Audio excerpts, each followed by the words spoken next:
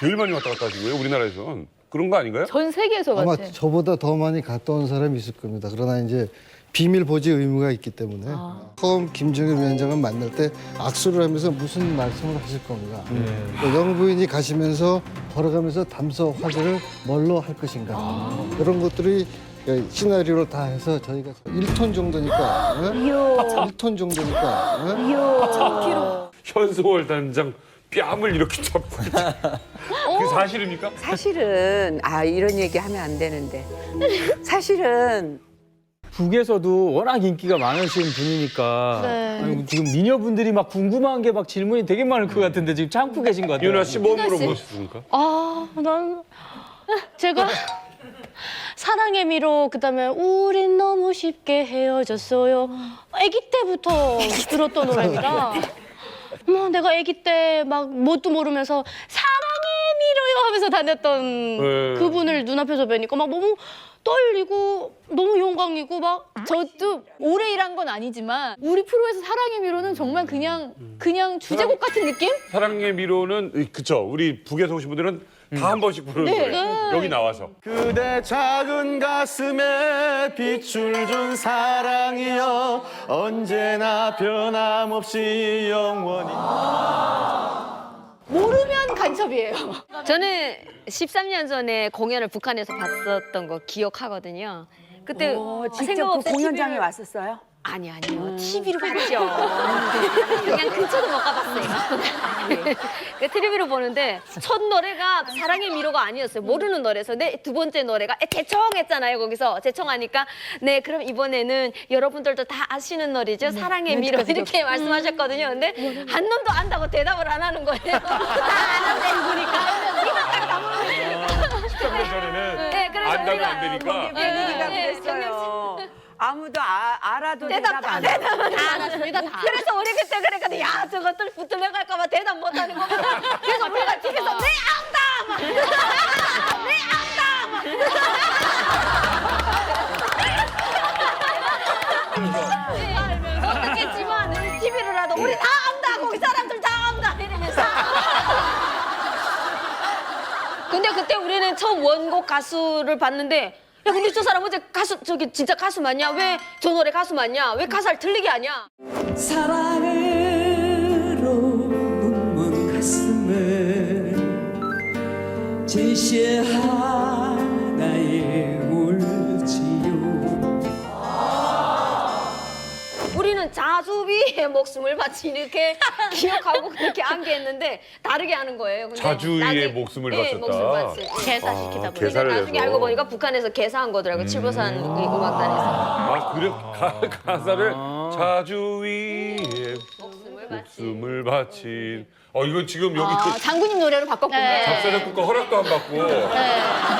아니 저는 이제 그 가사가 조금 바뀌었다는 거는 저 미리 알고 있었는데 그대 작은 가슴에 빛을 맞아요. 준 사랑의 별. 예, 맞아요. 사랑의 별이요 뭐 이런 식으로. 빛을 준 사랑의 그렇게 별. 바뀌는 걸로 알고 있었어요. 전에는 자주위에 목숨을 바친 이렇게 돼 있어요. 근데 이제 그 제가 지금 좀 아쉬운 게 나중에 다 공연 끝나고 만찬이 있었어요. 그 만찬장에서 그 삼주연 악단의 그 지휘자분께서 자기네가 사랑의 미로 반주를 좀 하고 싶었는데 못했다. 언제 다음에 기회가 있으면 사랑의 미로를 자기네가 반주를 꼭 하고 싶다. 개인적으로 이제 그렇게 얘기를. 그리고 저도 또한 사랑의 미로 북한 가수하고 이렇게 같이 좀 한번 불러봤으면 얼마나 좋았을까. 또 다른 그런 그러네요. 그 느낌이 좀 굉장히 많이 다를 텐데 하는 그런 아쉬움이 사실은 참 많았어요. 그러게요.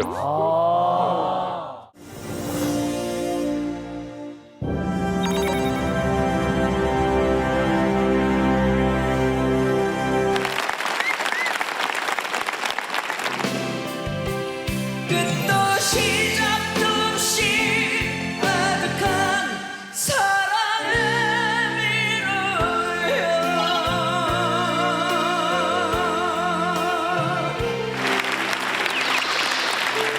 감사합니다.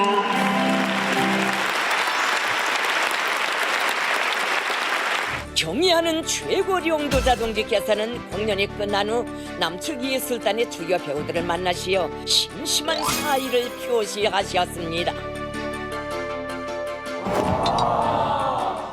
다시 무대를 보니까 역시 열창하는 모습은 정말 멋지신 것 같아요. 심지어 이 북한에서의 공연이 처음이 아니시잖아요. 네네. 13년 만에 또 찾아가서 다시 공연을 하셨는데 그때와는 좀 분위기가 확실히 좀 달라졌나요? 많이 달랐어요. 그러니까 북한에서는 원래 박수만 치지 이게 소리 지르거나 뭐 이러진 않거든요. 근데 막상 올라가면서 바로 막 함성 소리가 나오니까 마음이 이렇게 착 놓이고 편안하게 되고 얼굴에 이렇게 미소가 이렇게 딱 이렇게 지어지고 세상에. 정말 좋았어요. 아니 선생님은 네 번째 쓰신 경력자신데 매번 가실 때 야, 이번에는 뭘 좀 다 해줄까 뭐 이런 생각을 할 것 같거든요. 이번에 저 뭐 이번에 특별히 노래 사실 좀 많이 하고 싶었는데 많이는 못했어요. 이제 여럿이 가고 그러다 보니까. 근데 사실 뭐 어떤 노래를 내가 해야 되겠다 이렇게 준비한 것보다는 이제 제가 그 아부다비에 있을 때 연락이 왔더라고요. 그 뒤늦은 후에 네. 그거를 해야 된다고.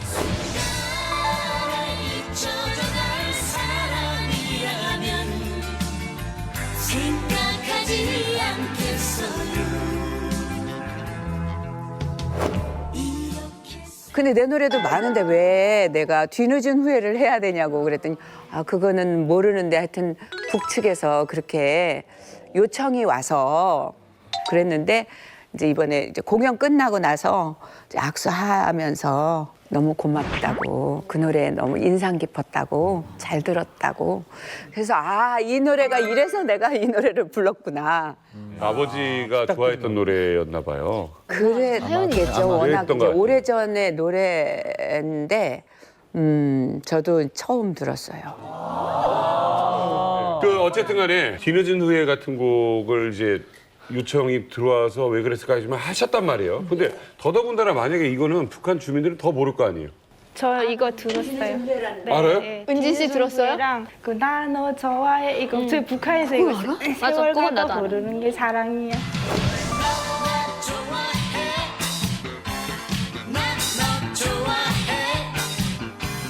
그 세월 서로 가도 주고받는 모르는- 사랑이야. 네, 너나 맞아요. 좋아해. 나 너 좋아해 이걸 많이 우리 기타 치면서 했어요. 난 맞아요. 너 좋아해. 누구 노래인지도 알았어요? 누구 누구는지 몰랐어요. 이게 카세트 테이프로 들었어요. 아니 이게 한국 노래인 건 알았어요? 몰랐어요. 네, 한국 연변 노래인 건 노래인 줄 알았어요. 알았는데. 전창기에는 한국 노래들이 다들 연변 가요로 들어왔었어요. 그래서 연변 노래인 줄 알았던 거예요. 그래서 그 사랑의 미로도 연변 노래인 줄 알았고 다 연변 노래인 줄 그러면 알았어요. 그 노래를 숨어서 들었어요? 네. 몰래? 네. 사랑의 미로는 거의 공공연하게. 그리고 이번 평양 공연 때 무대 끝나면서 이렇게 사랑합니다 하시면서 하트 하셨잖아요. 네네. 그때 우리 그 평양 관객들의 반응이 어땠는지 너무 궁금해요. 글쎄 그렇게 말은 없었어요.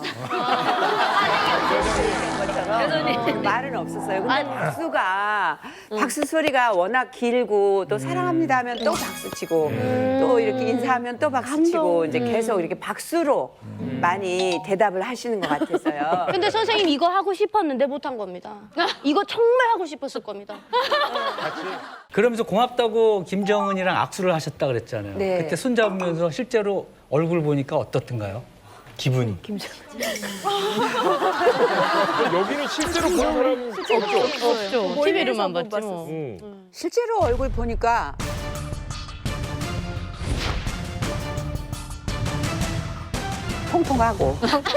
통통하고 또 이렇게 굉장히 성격이 화통하고 그렇게 보였어요. 이렇게 뭐 우리가 생각했던 것보다는 훨씬 더 편안한 얼굴이었던 것 같고. 전 궁금한 게 선생님 손을 딱 악수했을 때 김정은의 손은 찬가요, 따뜻한가요? 했어요. 냉혈한 네? 따뜻해요? 따뜻했어요.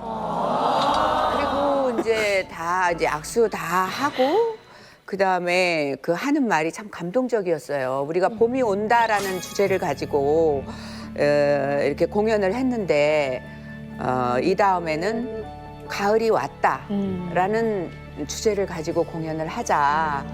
가을은 이게 결실의 계절이니까 어떤 결실을 가지고 이렇게 하는 게 좋겠다. 그런 말을 했을 때 저렇게 참 감동이었어요. 저 궁금한 거 있는데요. 공연하실 때 그 김정은하고 리설주가 미리 온다는 거 알고 계셨나요? 이제 무대 뒤쪽에 이 대기실이 쫙 있어요.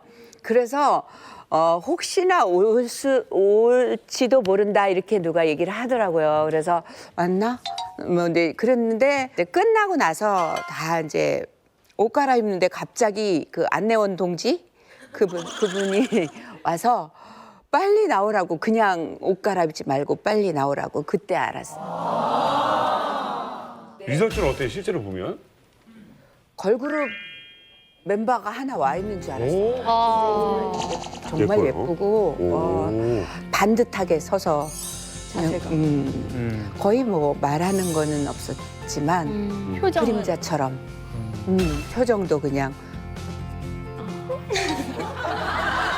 근데 선배님 그 이번에 그 공연하실 때 북한 예술단이랑 손잡고 이렇게 또 노래 부르셨잖아요. 네. 근데 이게 연습할 시간이 있었나요, 같이? 연습할 시간이 없었어요. 뭐 진짜 그 뭐 무슨 노래지? 해솟는 백두산은 내 조국입니다. 백두와 한라가 서로 손을 잡을 때 잡으면 삼천리가 하나 되어 우리는 하나. 통일이여라 뭐 이런 노래 즉석에서 듣고 그냥 했어요. 가사만 이렇게 띄워줘서 그래서 맞추고 뭐 따로 뭐 이렇게 배우고 그런 시간이 없었던 것이 좀 아쉽죠. 안 그랬으면 좀 더 잘. 평상시에 이렇게 어떻게 관리를 하세요? 저 이번에 평양 가서도 수영을 1시간 반 정도 했어요. 와. 평양에서? 호텔이. 네, 고려 호텔에서. 고려 호텔 수영장에서요? 수영장 너무 좋던데요, 무도. 나 이름이 처음 들어보네요. 궁금한 게 네. 고려 호텔에서 수영하실 때 같이 수영하는 사람도 꽤 있었나요? 알리하고 정인이하고 네. 여자들만 잠깐 했네요. 들어왔다가 나갔어요. 그래서 제가 너네 수영했어? 그러니까 우리 두 바퀴밖에 못했어요. 이렇게 대단하세요. 얘기하더라고요. 호텔에 네. 묵었을 때 혹시 저 이렇게 감시하는 사람들은 없었어요? 그런 거 없었어요. 그리고 이제 우리 그 34층에 있던 사람들을 전부 이렇게 따로 VIP 식당 네. 거기서 따로 밥을 먹게 이렇게 돼 있었어요.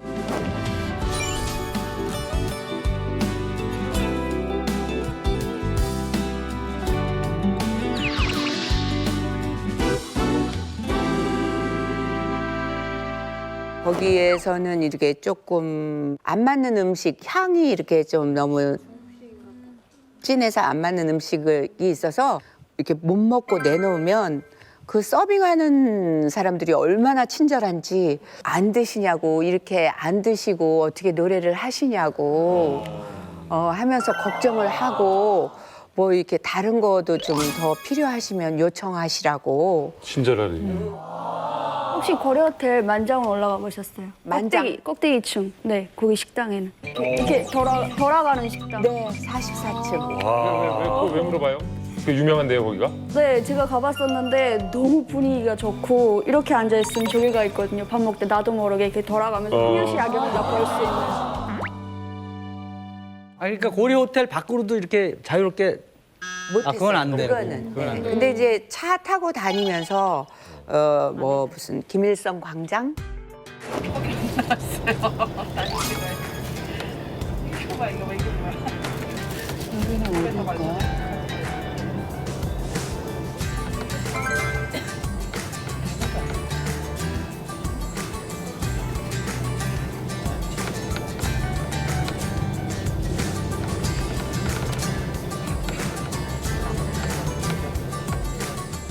그리고 공연을 다 마치고 보도도 됐습니다만 옥류관 가서 네. 다 같이 이렇게 냉면을 즐기셨잖아요. 네네. 뭐 이번에 뭐 평양을 이제 한 3번째 또 가보시는 네네. 거니까 단일 메뉴입니까?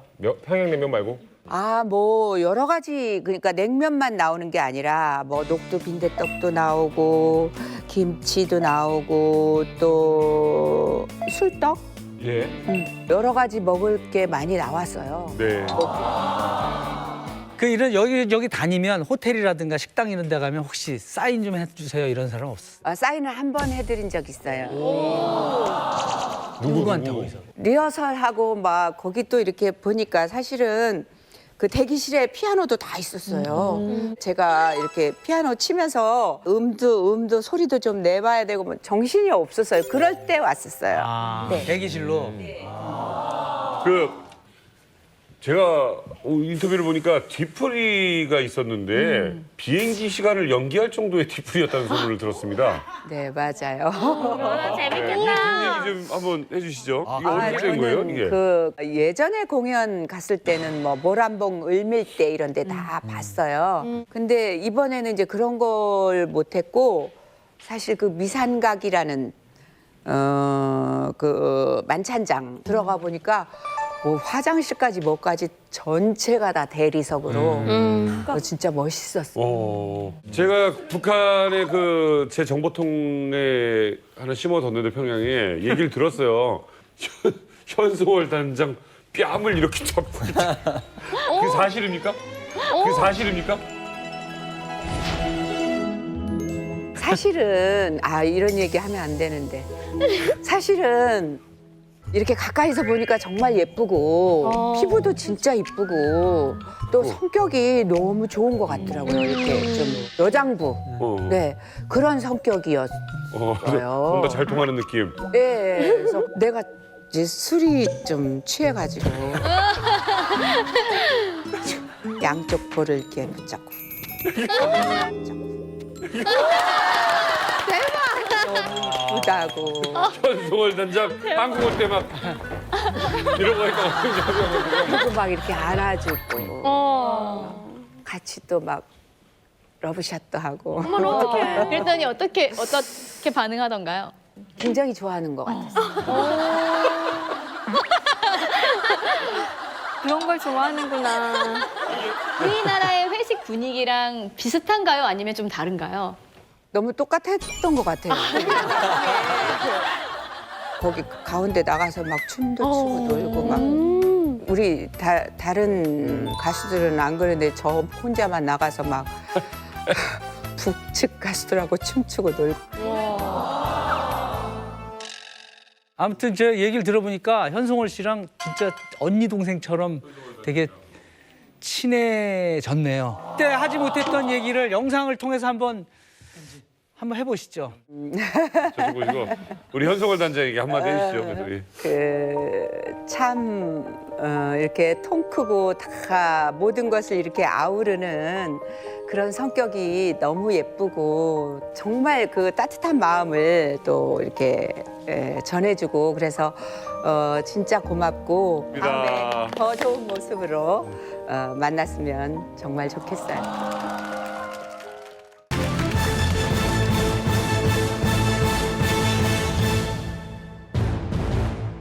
야, 100번이면 제일 많이 왔다 갔다 하신 거예요, 우리나라에선. 그런 거 아닌가요? 전 세계에서 아마 같아요. 저보다 더 많이 갔다 온 사람이 있을 겁니다. 그러나 이제 비밀 보지 의무가 있기 때문에 바뀔 수 없는 분들이 있을 거고. 나 우리 고향도 100번 안 가본 것 같아요. 아니 그러면 우리가 공식적으로 이렇게 남북이 서로 만나고 이러는 게 다 매스컴에 보도가 되는데 네, 그렇습니다. 비공식적으로 이렇게 많이 다니신 거라는 얘기잖아요. 아니죠. 저는 공식적으로 다녀온 거고 그러나 그것이 뉴스가 갈 때마다 보도하는 것은 보도가 안 돼서 그렇구나. 가치성이 좀 약한 거고 왜냐하면 같은 사안을 가지고 여러 번 다닐 수도 있고 저번에도 방송 나가니까 주위 사람들이 그러더라고요. 어떻게 100번씩이나 다녀왔느냐 그러는데 사실은 횟수가 중요한 게 아니고 이 남북관계 부친 과정을 여러분들이 이렇게 조금만 조망해 보면 당연히 나오는 겁니다. 예를 들어서 95년부터 우리가 북한에 대한 쌀 지원과 비료 지원을 시작한 건 아시죠? 네. 그때 이제 지원할 때 그냥 선박에다만 실어 보내는 것이 아니라 통일부 직원들이 가서 이것이 제대로 인도가 됐느냐, 인수를 받았느냐 또 이것을 어떻게 잘 나눠주느냐 하는 것을 하려면 요원들이 따라가야 되지 않겠습니까? 전혀 몰랐어요. 그냥 물건만 가는 줄. 그래서 따라가는 거고 그 이후 이제 2000년도가 되게 되면은 우리가 지원한 특히 쌀 같은 경우는 진짜 주민들한테 가느냐 우리가 이거를 확인해야겠다. 이것이 이제 모니터링이라 그러죠. 이제는 쌀 줄 때 입에 들어가는 것까지 봤으면 좋겠어요. 근데, 나중에 가서 또 어떻게 할지 수도 있잖아. 맞아요. 진짜 맞아요. 비료로 걸음까지도 확인하고 가도 되잖아요. 그 김정은 위원장이 방북을 했을 때 제가 중국으로부터 영상을 하나 받았어요. 받았는데 단둥역 그 전면에 철벽을 이게 베리게이트 같은 걸 쳤더라고요. 차가 지나가는 거 안 보이게. 제가 영상을 지금 갖고 있는데 그 영상 같은 경우는 언론에서 김정은이냐 아니면은 그 김여정이냐라고 막 이렇게 혼란스러워할 때 확실하게 이제 김정은이 간다라고 거기서 이제 이야기를 해주더라고요. 네, 김정은이 방중한 당일에 저희 베이징 특파원들은 이 김정은이 방중했다는 사실을 확신하지를 못했었습니다. 왜냐하면 중국 전체가 김정은 방중 사실을 철저하게 통제를 했었고 당시 회동을 하고 있을 때 중국 공안과 경비 당국이 이 주변 일대를 정말 삼엄하게 통제를 했고 오토바이 사이드카 수십 대 그리고 경비 차량, 경찰의 경비 차량이 상당히 많은 숫자가 붙어서 경비를 했었고 그렇기 때문에 이 정도 수준의 의전이라면 김정은일 수밖에 없다 이런 생각을 했었습니다. 네. 취재 경쟁도 엄청났겠어요. 이 취재 과정에서 김정은의 모습, 김정은의 얼굴을 촬영을 할 수 있었다면 굉장히 전 세계적인 특종이 됐을 거예요. 왜냐면은 김정은이 해외를 방문한 사례가 처음일 뿐더러 그 첫 장소가 중국이었다는 것, 베이징이었다는 것 때문에 베이징에 상주하고 있는 기자인 저로서는 굉장히 흥분이 됐었고 김정은이 북한으로 돌아간 당일 기차를 타기 위해서 이제 베이징역의 모습을 드러내는 것이 예정이 돼 있었는데 이 베이징역 주변이 약 2-3시간 전부터 반경 한 1-2km 정도가 통제가 됐었고 이 베이징역 건너편에 고층 건물들도 이 출입을 막을 정도로 상당히 삼엄하게 경비를 했었습니다. 물론 과거에 김정일이 방문했을 때는 일부 일본 매체에서 그 장면을 찍었던 사례가 있거든요. 그래서 저희도 혹시나 하는 마음에 그 장면을 담기 위해서 노력을 했지만 결국은 실패를 했습니다. 지난 3월 25일 중국에 깜짝 방문한 김정은 말고도 전 세계의 주목을 받은 게 하나 더 있었는데요. 바로 김정은이 타고 간 1호 열차. 1호 열차에는 응접실, 회의실, 최고급 침실 등이 완벽히 갖춰져 달리는 특급 호텔이라 불리는데요. 이 1호 열차에 숨겨진 비밀이 있다고 합니다. 그 첫 번째 비밀. 지금까지 역대 김 부자는 다 본인의 전용 기차가 있었다는 사실입니다. 그래서 1호 열차는 한 대도 두 대도 아닌 세 대. 건 모양은 이거나 저거나 비슷해 보이지만 알고 보면 김일성, 김정일, 김정은 모두 각각의 전용 1호 열차가 있었던 겁니다. 두 번째 비밀은 바로 1호 열차들이 모두 메이드 인 북한이라는 건데요. 전기가 없어서 하루가 멀다 하고 열차가 멈추는 북한에서 이 초호화 열차인 1호 열차를 직접 만들었다니 정말 놀랍지 않습니까? 마지막 세 번째 비밀은 1호 열차엔 운명을 함께하는 쌍둥이 열차가 있다는 겁니다. 1호 열차는 폭탄에도 끄떡없는 특수 재료로 만들어졌지만 만약에 만약을 대비해 앞에서 똑같은 쌍둥이 열차가 달려 안전을 확인한 뒤 진짜 1호 열차가 달린다고 합니다. 여러분, 1호 열차에 대해 확실히 아셨나요? 김정일 같은 경우는 원래 그 고소공포증 비행기를 못 타지 않습니까? 네, 비행공포증이 네, 그래가지고 심지어 러시아 방문 그때 뭐 한 15일, 20일 정도 갔었을 거예요. 그때도 기차 타고요? 네, 기차 타고 이동을 했었거든요. 근데 이게 1호 열차인데 쌍둥이 열차를 왜 운영을 하냐면은 경호 때문에 그렇습니다. 그 이제 아까 그 유현주 씨 말같이 뭐 쌍둥이 열차 앞에 이게 먼저 가고 난 다음에 김정은이 간다 하면은 저 1호 열차 지나간다? 다음에 장군님 가시겠네? 그렇지만 그러니까 김정은이가 먼저 갈 수도 있고 쌍둥이 열차가 앞으로 먼저 갈 수도 있고 그러니까 이제 쌍둥이 열차 이렇게 두 대 가는데 한 대에는 또 이제 그 경호원들도 같이 가고 또 함께 이동을 하는 거죠. 우리 북한 병원장 딸 은진 씨는 그 1호 열차에 대해서 들어보신 적 있어요? 아, 네. 저희 그 북한에 있을 때 저희가 1호 열차 지나간다 하면 학교에서랑 이제 온 주민들이 다 동원해서 막 철길에 자갈 깔고 이러거든요. 근데 사람들이 다 알아요. 아, 이거 우리 괜히 장군님 이쪽으로 가시지도 않는데 왜 자갈을 깔고 우리가 왜 풀도 뜯어야 돼 막 이러고요. 그러니까 주민들은 이제 그 기차가 여러 대가 있다. 그런데 실제로 1호 열차 간다고 주민들한테 통보는 했지만 실제로 지나가는 건 아니다. 이렇게 다 알고 있어요. 시청자 여러분께서 지금 저분이 누군가 궁금했습니다. 웃음이 너무 많아서. 김정일 죽었을 때도 웃었다고. 김정일 죽었을 때도 웃었다 그랬죠? 아, 김일성이 김일성. 김일성 때 웃기는 되게 어려울 텐데. 아, 그러니까 그게 저는 그냥 애들이 왜 우는지 잘 이해를 안 갔거든요. 근데 가는데 이제 아빠가 울어라고 빨리 울어 잡아간다고. 그래서 제 동생이랑 이렇게 침을 이렇게 묻혀서 막 이렇게 바르고 어우 하면서 막 연기했어요. 참 보기 좋아요. 내가 은지 씨 보면 이렇게 기분이 좋아. 요즘 가장 슬픈 일이 뭐예요? 걱정되는 일이. 아, 요즘 제가 며칠 전에 그 지하철에서 사기당했거든요. 가방. 사기당해서 이렇게 웃네. 이제 강남 쪽에 병원에 갔다가 오는데 지하철역에서 가방을 그 꽃장 파는 거예요. 그래서 사람들이 막 모아들어가지고 장사꾼들이 시간이 얼마 없어요. 우리 빨리 칠 거예요. 빨리 사세요. 아, 진짜 그런데 정리. 이거 살 기회는 이거밖에 없다고 돈을 다. 진짜인 줄 알고. 근데 하나만 샀어야 되는데 기회는. 아이고. 이렇게 즐거울 수가. 진품인 줄 알고. 얼마예요? 아니, 그게 아저씨가 이런 거 가면 백화점 가면 몇십만 해 해가지고 아 진짜요? 그래서 얼마에 샀어요? 그 하나에 9만 원. 싸게 샀다. 지금 기분 나쁜 거를 저렇게 웃으면 너무 화가 나는 거예요.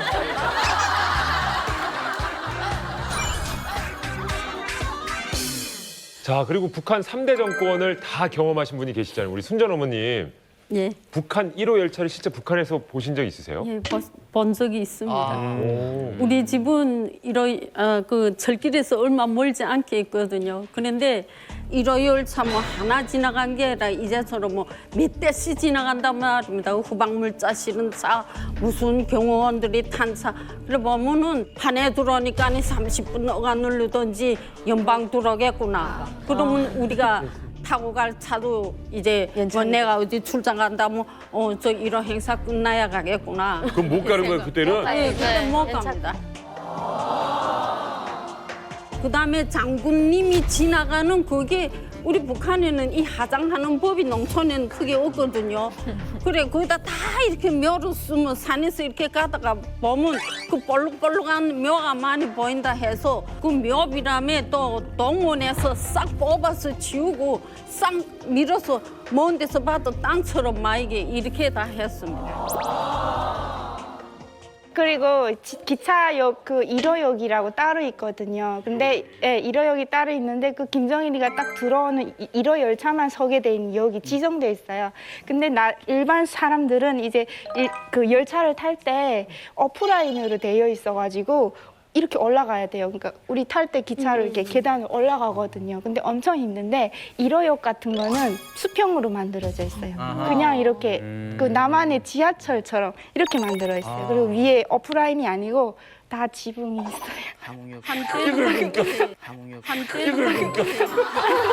아, 저 웃지 않으려 했는데. 어떻게 평지로 만들었는데? 평지로. 아니, 이게 말이 여기 계란도 아니고.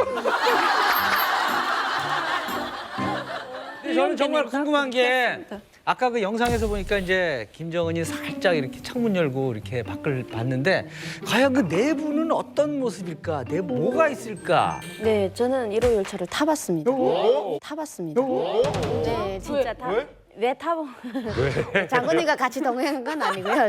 저희 아버님이 이제 함경북도 쪽의 철도에서 고위직을 하셨어요. 네, 그래서 1호 열차는 각 도마다 도의 뭐 철도 총국이 있습니다. 거기에서 한 대씩 가지고 있는 걸로 알고 있고요. 그거를 정기적으로 검사를 합니다. 장군님이 언제 오실지 모르기 때문에 자기 도에서 정기적으로 검사하는데 그때마다 이제 잠깐씩 올라가 보거나 이제 원래 그러면 안 되는데 네, 그렇게 저를 데려다 보내서 깜짝 놀랐는 게 그냥 기차는 똑같이 생겼는데 안에 왜 그렇게 넓어 보이는지 화장실부터 시작해서 식당 칸, 담화하는 대기실도 있고 이게 평생 안 탈 수도 있지만 준비해 놓는 게 준비를 있구나. 그래서 이제 1호 열차가 지나가잖아요. 정기적으로 제가 봐서는 한 달에 한 번씩 검사를 하나 봐요. 근데 사람들은 장군님 지나가는 줄 알고 맨날 거기다가 그거 할 때마다 자갈 다 까는 거예요.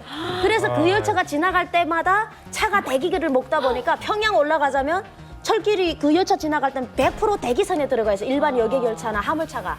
그러다 보니까 이게 첫째인 거예요. 5,350만 원. 5,350만 원이 도대체 뭘까요? 그러니까 5,400만 원도 아니고 5,300만 원도 아니고 부가세가 붙었나? 5,350만 원은 도대체 부가세. 뭘 뜻하는 걸까요? 너무 야, 성주 씨. 중국 방문하고 뭔 상관이야? 그러니까. 뭘까요, 성주? 열차 한 칸의 가격인가? 사실 5,350만 원의 돈은요. 김정은 그 위원장이 묵었던 조호대라는 그 국빈들 묵는 호텔이 있어요. 거기 하룻밤 가격. 하룻밤 가격. 하루? 예, 사실 5,300만 원이 위안화로 환산이 돼서 그렇고 아마 여기에 뭐 몇백 원은 더 붙을 거예요. 여기 보면은 김일성도 그리고 김정일도 중국을 방문할 때는 항상 여기에 묵었고요. 저희 대통령 김대중 대통령뿐만 아니라 노무현 대통령도 이곳에 묵었거든요. 김정은이가 이번 조호대에 묵었다는 사실은 중국 정부가 김정은을 북한 지도자로 인정을 해준 거예요. 예, 그런 상징적인 의미가 있다고 보시면 됩니다. 그러니까 역사적인 거네요. 그러니까 거의 뭐 진짜 비싸다 근데. 그럼 저기는 내가 묵고 싶으면 돈만 내면? 돈 내고 묵을 수 있는 건가요? 그렇게 좀 호텔이니까. 갈 때 나 좀 불러줘. 그 외국 정상들의 공식적인 숙소인 거예요. 이렇게 네. 초대를 했을 때. 네, 그렇습니다. 조금 전에도 말씀을 하셨지만 일단 외국의 BIP들, 최정상이 오게 되면은 공식적으로 묵는 장소입니다. 그런데 이제 우리가 5,350만 원에다 여기 박점을 둘 필요는 없는 게 돈은 물론 안 받습니다. 우리가 수청을 해 우리 측에다 부담을 하는데 구태여 시가를 따지자면 그 정도 고가다. 이것은 김정은에 대해서 시진핑 주석이 그만큼 국빈 대접을 했다라는 것에 의미를 둬야 될 것 같습니다. 아무튼 다음 연관 검색어 저는 개인적으로 김정은 4억 굉장히 궁금하거든요. 궁금하다. 네, 김정은 4억에 대해서는 우리 은하 씨가 준비하셨죠? 네, 제가 준비했는데요. 김정은의 4억 참 궁금하시죠? 네. 이 4억은 이번에 그 김정은이 중국을 갔을 때 시진핑이 김정은에게 선물한 그 가격이 4억이라고 해요. 근데 그때 중국에 가서 김정은이 받은 선물 중에는 이런 대형 도자기 이게 3m가 넘는 경태림, 3m? 3m가 되는 경태림이라는 도자기고요. 3m요? 3m면 아라의 2배만 해요. 그러니까 제가 키가 190이거든요. 그러니까 제가 190인 거 제 위에 과장 조금 보태서 유현주 씨가 올라가면은 3m가 되는 거예요. 예, 1m 조금 넘으시니까. 믿어봐. 진짜 크다. 이것뿐만이 아니라 보석도 받았고요. 그리고 찻잔 세트도 받았고 그리고 그 귀하다는 비단까지 김정은이 받았다고 해요. 그러니까 이걸 홍콩 언론사에 따르면 김정은이 받은 선물은 약 247만 위안에 달한다고 해요. 우리 돈으로 환전하면 4억 정도의 돈이 돼요. 근데 여기서 끝나는 게 아니에요. 경의하는 최고령 도자동지와 리설정 여사께서는 이날 석군평 동지와 백요원 여사에게 성의껏 마련하신 뜻깊은 선물을 남기셨습니다.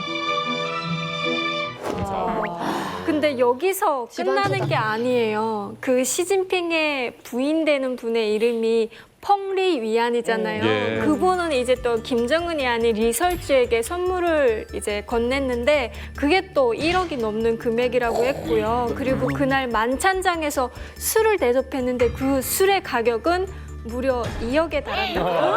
2억에 달한다고. 술이 2억짜리. 네. 아, 이건 궁금하다. 아니 무슨 술이길래 대체 2억짜리 술일까요? 그 술을 직접 설명하기보다 우리가 중국산 제품 하게 되면은 우리 대명사가 가짜가 많다. 그런 거죠. 중국 유명 술 중에서 가짜가 최고 많은 게 바로 이 마오타이주입니다. 중국 사람들이 우리나라 면세점에서 사가더라고요. 가짜라는 설이 제기될 정도로 그래서 진짜를 대접하는 것은 그 사람과의 관계가 상당히 돈독할 때.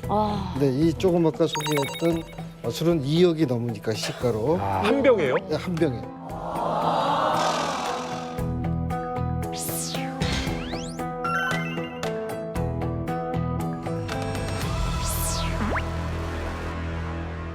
이것은 그 귀주라는 지역에서 생산이 된 건데 이 모택동이 그 마을에다가 당신네들은 술만을 만들어라 그래갖고 종류가 수백 가지가 넘습니다. 그래서 최고 비싼 게 아마 이 정도고 그 밑에 단계별로 있습니다. 그래서 이 술이 세계적으로 유명해지게 된 것은 1915년에 미국의 그 샌프란시스코에서 국제 주류 박람회가 열렸을 때 도자기는 그렇듯한데 다른 나라 술에 비해서 별 게 없으니까 다들 그 사람들이 무시를 했는데 어디 실수를 하다 그게 땅바닥에 떨어졌다 그래요.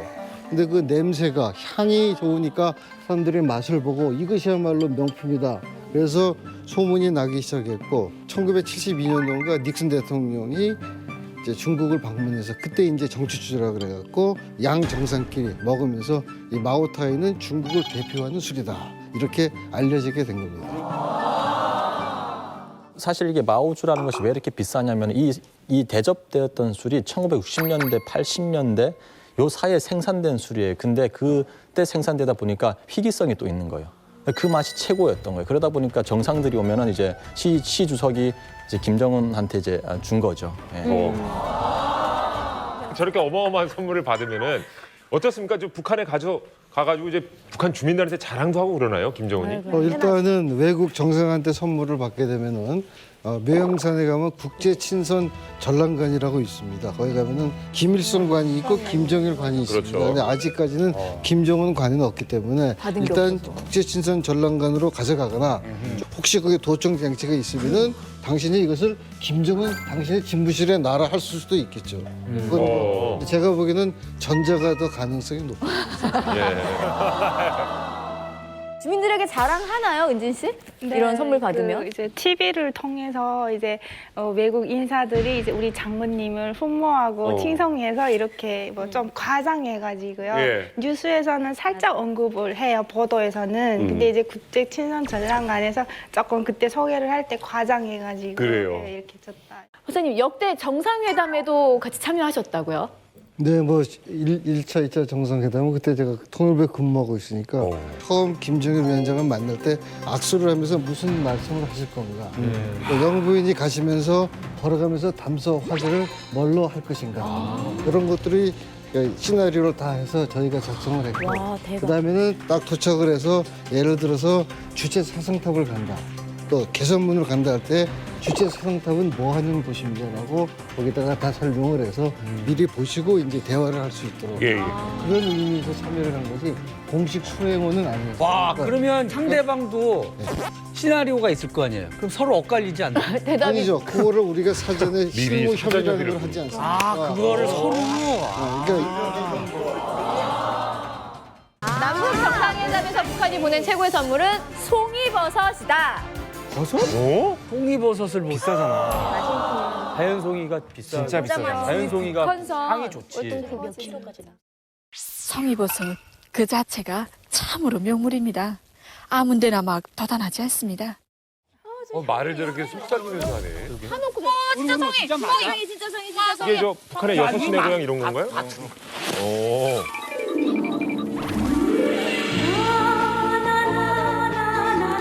저거 1등급이야. 우선 상태를 오면 어째 그런지 감기도 아예 왜 이번도 그렇게 피곤하게 댕겨도 이빨이 싸거나 이렇지도 않습니다. 이렇게 댕기면 성의를 먹어서 그런가 이렇게 합니다. 와, 크다. 저게 일본에도 수출이 많이 됐었어요. 우리나라에도 그렇고. 일본에 가면 뭐 한 개당 7, 8만 원이요? 중은 두겨 있고, 예? 그다음에 통풍증이 두겨 있고, 예? 그다음에 여성들이 이 부인병 두겨가 있단 말입니다.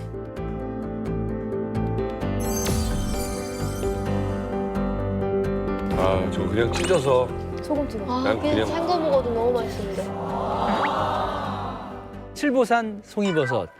그 유명하다는 건 이제 생각이 났는데 근데 왜 외교의 비밀이 송이버섯이죠? 북한 당국의 특산품에서 송이버섯을 최고로 치는 거니까 이 최고로 치는 것을 남쪽에 주겠다 하는 것은 그만큼 남쪽에 대한 배려가 있는 거고 남북 관계 개선에 대한 의지를 시사하는 것이 아니겠는가 이런 측면에서 해석을 하시면 될 것 같습니다.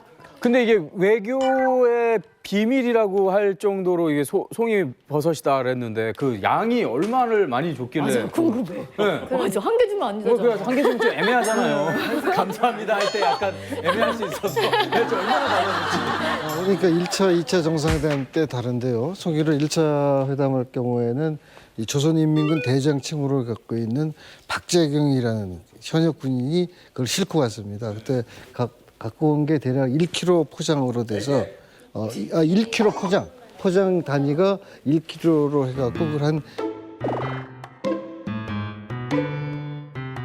1톤 정도니까. 1톤 정도니까. 1000kg. 그래서 그때 상당히 많은 분들이 아마 우리 받으셨죠? 예. 관계되는 분들 또 이렇게 사회적으로 취약계층 그런 분들한테 나눠준 적이 있습니다. 그 사실 노무현 정부 때는 더 놀라운 일이 4,000kg를 와. 뭐라고요? 4,000kg, 4톤을 한국에 보내왔습니다. 3,800명 정도의 이제 분들이 뭐 이산가족이라든지 아니면 대법관, 뭐 정치인들 이런 분들이 이제 드셨고요. 사실 저희가 국가가 어느 나라에게 선물을 준다고 했을 땐 선물의 의미를 저희가 좀 볼 필요가 있어요. 아까 중국에서 큰 단지를 줘가지고 잘 보관을 해라 했듯이 북한에서 송이 그것도 칠보산의 송이를 줬다는 것은 그때 한참 금강산 관광을 할 때거든요. 또 칠보산은 내칠보, 해칠보가 있어요. 바다 쪽에서 보는 칠보산이 있고 안에서 보는 칠보산이 있거든요. 해칠보도 우리가 관광 특구로 만들겠다. 그래서 송이를 줌으로써 한국사에 칠보산 송이 되게 맛있다. 칠보산은 되게 물도 맑고 좋은 곳이라는데 거기도 우리가 한번 여행하면 좋겠다. 그러한 다목적인 카드가 담겨 있지 않았나 저는 그렇게 생각합니다. 아니 아무리 그래도 칠보산에 그렇게 4톤이나 되는 송이가 많이 그러니까 사실은 칠보산에서만 캔 것이 아니라 전국 각지에서 아마 모았을 거예요. 그리고 이름은 칠보산 송이라고 아마 이랬을 거예요. 드셔보셨어요 혹시? 네. 좀 다른가요? 조금 아까 화면에서 보셨지만 일단 크기라든가 굵기가 한국산에 비해서 좀 적습니다. 적지만 재질이 상당히 단단합니다. 그리고 향내가 상당히 좀 진한 걸로. 송이버섯 드셔보신 분? 오, 맞네. 드셔보신 분? 오, 맞네. 아니, 어디서 드셔보셨습니까? 저는 송이 캐러반이 다녔습니다. 오빠랑 그래요? 같이. 네, 용돈벌이 하느라고. 저렇게 송이가 좋아요, 북한이? 고난행군 시기 때 이제 캐러 가는데 아까처럼 이렇게 끝에가 이렇게 탁 펴지면 상품 가치가 떨어지는 겁니다. 다 물어줬다고 해야 되나요? 그래서 요거를 이끼에다 이렇게 싸가지고 내려오는 겁니다. 그래서 정부에서 이렇게 초소를 하나씩 설치해갖고 여기다 주면 쌀 바꿔줄게 했는데 싸니까 정부에다 바치지 않고 그 송이 대꼬한 데다 파는 겁니다. 이제 좀 중국에 그렇고 있는. 그래서 팔면 꽤 비싸니까. 이야. 그 자리에서 찢어 먹기도 하고. 맞아. 네. 저 송이들 저거 있잖아요. 1등상이 만약에 그 현지에서 경찰들이 갔다가 혹시 개인들에게 팔까봐 또 이렇게 올라오는 경우가 있거든요. 근데 만약에 그 먹음직스러워서 배고픈가 먹으면 이간나 당에 바치는 당자금인데 이 1등 송이를 네가 먹었니? 먹더라도 우리가 여기서 먹은 거는요 3등 송이 등의 상품의 그 송이를 먹을 수 있지 이 등수 들어가는 거 사람들 그 경비원들 앞에서 먹게 되면 그 자리에서 매 맞아요. 실질이 전부 받고요. 송이철에는 그 기업소들마다 충성의 송이라는 게 있어요. 그래서 기업소마다 송이를 어느 만큼 바쳐라는 게 있어요. 실제는 정말 공장에서 일하는 사람들이 송이 캐러 다 가요. 가가지고 1등 송이를 국가에 바치는 거죠.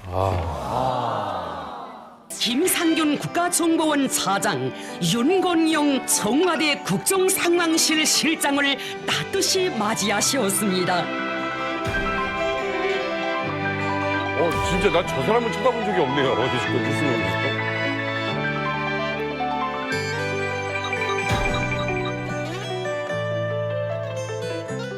대북 특사단 만산 접대원의 정체는 군인이다. 군인. 군인이래요. 군인이에요? 각이 잡혀 있잖아요. 머리가 짧고. 군인, 경호원 비슷한 맥락으로 있는 건가요, 그러면?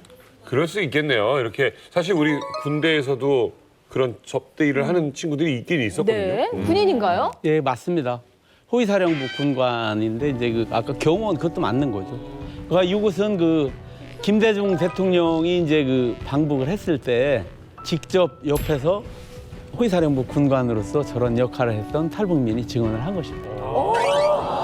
그러면 지금 얼마 전에 갔던 우리 대북 특사단도 경호원들, 군인들이 이제 접대를 한 거고, 그 예전에 1, 2차 회담할 때도 다 그런 사람들이 한 건가요? 최고위원장, 최고 책임자를 근접해서 보호해야 된다. 북한에는 수령결사 옹의 정신이라는 게 있고 총폭탄 정신이 있고 이런 것들을 감안을 할 때 최측근에서 하는 거니까 그거는 호위사령부 요원 중에서도 최핵심 요원이 들어갈 것이다 추정을 하는 것이지. 호위사령부 만나 보신 분 거의 없을 것 같은데 북한 호위사령부에 대한 비밀 알고 계신 거 좀 얘기해 주세요. 호위사령부 병력이 대략 한 군단급이라고 하거든요. 한 13 내지 14만 정도 많다. 되고 황병서, 최룡해 또 이제 여기 이제 한국을 방문했었고 그렇죠. 김혜정이도 왔었죠. 네네. 이 김혜정이 올 때 보면은 뒤에 좀 우리부리하게 멋지게 생긴 친구들이 있었지 않습니까? 네네. 저 친구들 봤어. 선글라스 끼고. 네, 저 친구들 다. 아, 호위사령부예요? 그렇죠. 호위사령부 소속 요원들로서 이제 고위층 그 경호도 호위사령부에서 담당을 하고 있거든요. 장성택, 저택이나 그런 데도 다 이제 호위사령부 요원들이 이제 경호를 하고 하는데 저택을 수리하거나 하는 것도 다 호위사령부 요원들이 합니다. 근데 보니까 그 저택 수리하는데도 계급이 상좌 대자더라고요. 아이고야. 그것도 쉽지 않네요. 그러니까 이제 지금 그 1호차 저기 뭐야 김정일이 그 운전수 같은 경우도 계급이 한 대자 정도 될 겁니다. 그게 다 호위사령부 소속. 그리고 이제 전에 여기 나왔었다고 그러더라고요. 박수현. 예. 한의사. 예. 한의사도 호위사령부 출신이에요. 정말요? 묘양산 그 김일성이 이제 그 사망을 묘양산에서 했지 않습니까? 네. 묘양산 특각에서 그 박수현이가 묘양산 특각 경비를 하던 그 호위여단 출신입니다. 아, 그래요? 호위사령부 요원들은 이제 그 북한에서 이제 초모한다고 하는데 그냥 일반 병들처럼 그렇게 하는 게 아니고 사전에 입대하기 전에 그 옥과대상이라고 많이 하잖아요. 호위사령부 요원도 역시 마찬가지입니다. 그래서 그 중앙당에서 와가지고 다 담화 다 하고 신체 조건 다 보고 출신 성분 양호해야 되고 그런 사람들을 이제 미리 선발을 해가지고 이제 입대를 시킵니다. 그러니까 이제 호위사령부 근무하고 이제 제대를 하게 되면은 입당도 거의 다 하고 하여튼 뭐 저기 뭐야 이제 기관기업소 배치받는데도 많은 특혜를 받죠. 25년째 닭장사라고 있고요. 세계 최초로 평양 한복판에 치킨집을 열어놓은 채원호입니다. 아, 진짜? 잠깐, 북한에서 사셨던 분이 아니고 서울에 사신. 네, 저는 저 서울 중국. 아, 그게 말이 안 되는 게 아니 한국 사람, 대한민국 사람이 어떻게 북한에서 치킨집을 사장을 할 수 있어요? 저분 대단하신 분이라니까요. 네, 과연 어떻게 된 일인지 VCR로 먼저 보시겠습니다. 사실일까요? 자, 평양 한복판에 치킨집이 과연 있을 수 있느냐? 청량음료? 자, 을밀대 근처 평양 1호 치킨집 오픈을 위해서 락원식당 개건 현대화 시공 공정 계획. 리모델링도 하셨어요? 정말 대단하신 분이에요. 와, 진짜 대단하시다요. 여기 테이블 있는 데인가 봐. 치킨집 짓는 거예요, 지금. 낙원 식당. 닭고기 전문 식당. 와, 식당이 있네요. 대박. 프라이드하고 양념하고. 이야. 손님 많네. 알바생도 저렇게 하루 매출이 남쪽 돈으로 100만 원 정도인 셈이니까 하루 100마리 정도의 닭이 소비되는 수준입니다. 대박, 평양에서? 1,200원 정도로 남한과 별 차이가 없습니다. 비싸구나. 고가네 진짜. 진짜였어. 진짜였어요. 아, 저기 사장님이시였다고요? 사장님이시죠. 대박이다. 아니 자세히 좀 듣고 싶어요. 사연. 그러니까 아니 이게 보고도 안 믿어지는데 어떻게 저런 생각을 하셨어요?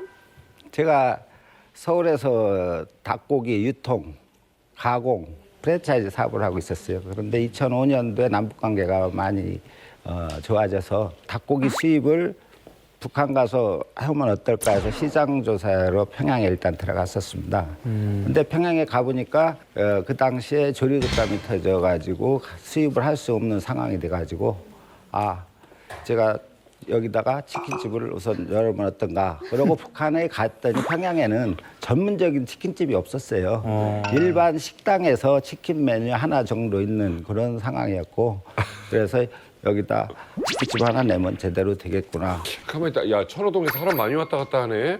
천호동에 한번 내볼까? 이거랑 다른 거잖아요. 평양에서 치킨집 해볼까? 내고 싶다고 낼 수 어떻게 있나요? 가능해요, 이게? 그러니까 북한에 이제 낙원무역이라는 회사와 합작을 했어요. 그래서 낙원무역에서 아까 보신 그 화면에 나온 그 녹색 건물을 거기 시설 공사하는 사람이나 이건 되고 제가 여기 서울에서 공사하는 인테리어 자재서부터 시작해서 식당에 들어가는 그 튀김기, 튀김 기계뿐만 아니라 식용유서부터 파우더, 소스, 여기 부자재, 그 치킨 포장 용기까지 다 여기서 올려갔어요. 어떻게 올려보냈어요? 어떤 루트로? 인천에서 배로다가 남팡으로 보냈죠. 그러니까 유통을 잡으신 거예요, 유통. 그러니까 거기서 계속 이제 상주하신 거예요? 상주는 한 게 아니고 가서 시장 조사하고 점포 입지 선정하고 인테리어 공사하고 그 하나 매장 오픈하는데 한 2년 반 걸렸습니다. 오래 걸렸네. 오래 걸리겠지, 당연히.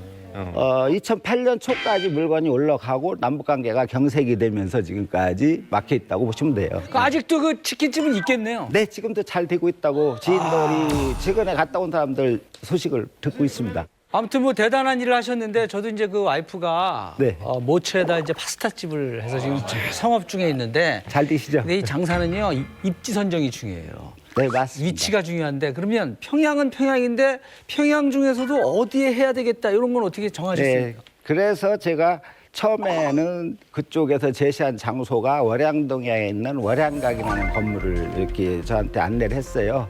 가보니까 상권이 좀 애지고 그래서 여기는 아니겠다. 다른 데로 가자 해서 최종적으로 갔는데 그 낙원무역에서 운영하는 그 낙원식당이 평양에서 가장 요지예요. 서울로 얘기하면 강남이라고 보시면 될 거예요. 거기에는 개선문 있고 김일성 경기장 맞은편 모란봉 공원 와서 바로 내려오면 되고 또 거기에 역세권이에요. 개선문동 북새거리에다가 북새통이 그 북새거리예요? 그렇죠. 그래서 북새거리하고. 야, 북새통을 이룬다가? 사람이 많이 다니니까. 거리 명칭이 북새거리입니다. 사람이 야, 대박이다. 야, 근데 여기에 우리 이만갑 식구 중에 이제 평양 토박이 있잖아요. 우리 남인희 씨. 북새거리 가보셨어요? 평양에 있으면서?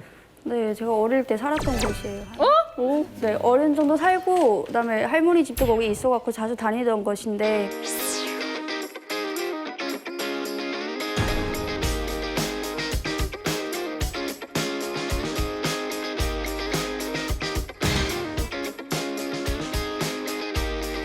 여기 머란봉이 있거든요. 머란봉에는 사람들이 진짜 많이 와요. 엄청 아름답고 놀러 갈 만한 장소도 되고 그다음에 개선청년공원도 있고 개선문도 있고 사람들이 진짜 많이 다니는 곳이에요. 만시대동상도 있고. 저 식당은 보셨어요?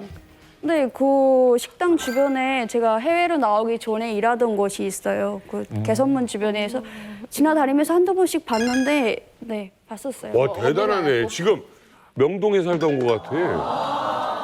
북한에 처음 지금 치킨집을 차리신 건데 그러면 치킨만 파신 거 아니면 다른 메뉴가 있었어요? 치킨이 이제 저희가 똑같이 제가 서울 매장하고 똑같이 판매를 하기 위해서 거기 이제 프라이드 치킨이라는 걸 그쪽에서 쓰지를 못해요. 외래어니까. 그래서 닭튀기. 로스트 구이라고 하잖아요. 서울에서는 로스트라는 구이를 못 쓰게 하니까 전기구이.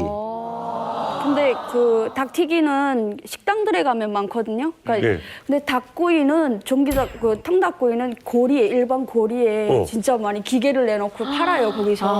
지나다니면 냄새가 너무 고소해요 진짜로. 그치. 그래갖고 북한에서 보편적으로 맥주에는 마른 안주를 많이 먹거든요. 네, 짭태나 그럼. 오징어나 이런 걸 많이 먹는데 그럼. 전기구이는 소주랑 많이 드세요. 아빠들도 저기 엄마들한테 되게 인기인데 애들이 너무 좋아하니까. 북한은 전기가 자주 나가잖아요. 나가게 되면 이제 전기를 사용하는 부분이 많잖아요. 이제 전기 나갈 때 그럼 어떻게 해야 돼요? 맞아요. 저희가 갔을 때도 낮에 사무실에 전기가 막 나가고 그랬어요. 그래서 비상용으로 비상용 발전기는 항상 다 있습니다. 그 발전기도 우리나라에서 이렇게 올리? 네. 전기구이가 아니라 발전기구이네. 참 진짜 애쓰셨습니다. 진짜. 또 제가 평양에 올라가서 식당에서 대표적인 메뉴를 한번 봤더니 칠양 닭찜이라는 메뉴가 있었어요.